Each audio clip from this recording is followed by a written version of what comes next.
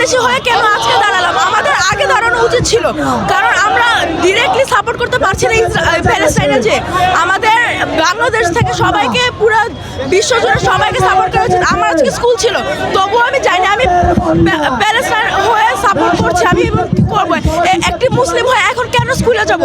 স্কুলের স্টুডেন্ট হয়ে আমরা সবাই বিশ্বজুড়ে সবাই দাঁড়ানো উচিত, কারণ আমাদের ডিরেক্ট আমরা যেহেতু সাপোর্ট করতে পারছি না, আমরা আমাদের দেশে দাঁড়িয়ে সাপোর্ট করবো। যদি ইসরায়েলরা দেখতে পারে আমাদের ধর্মটা কত প্রয়োজন।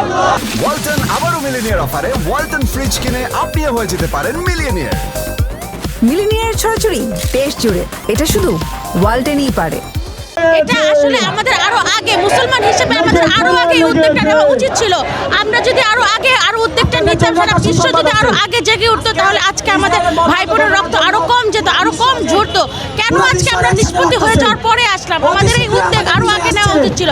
আমি চাই এখনো যদি সময় থাকে আমাদের আরো উদ্যোগ নিয়ে এই যুদ্ধ থামিয়ে দিতে হবে।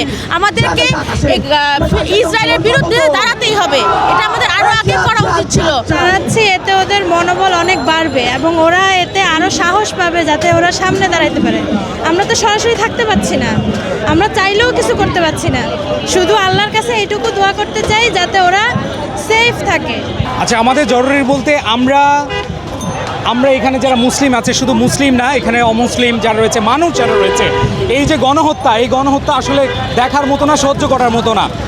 আমরা এই জায়গা থেকে আমাদের তীব্র প্রতিবাদটুকু তাদেরকে হয়তো ছুঁড়ে মারতে পারি না, বাট আমরা আমাদের জায়গা থেকে বাংলাদেশে যে ফিলিস্তিনিদের জন্য আমাদের যে অনুভূতি, এই অনুভূতিটা আমরা প্রকাশ করতে চাই। তাদের কাছে আমরা গিয়ে সহযোগিতা করতে না পারলেও আমরা তাদেরকে সাহস দিতে চাই যে ইসরায়েলবাসী, তোমরা যেই অন্যায় অত্যাচার নিপীড়ন চালাচ্ছ মুসলিমদের উপর, গাজাবাসীর উপর, তোমরা সবসময় সাবধান থেকো। কারণ তোমরা যে আগুন দিচ্ছ, এই আগুনটা হয়তো দাউ দাউ করে জ্বলে সব নিশ্চিহ্ন করে দিচ্ছে, কিন্তু এই আগুন যখন জ্বলা শুরু করবে তোমাদের বুকে, তখন কিন্তু থামবে না।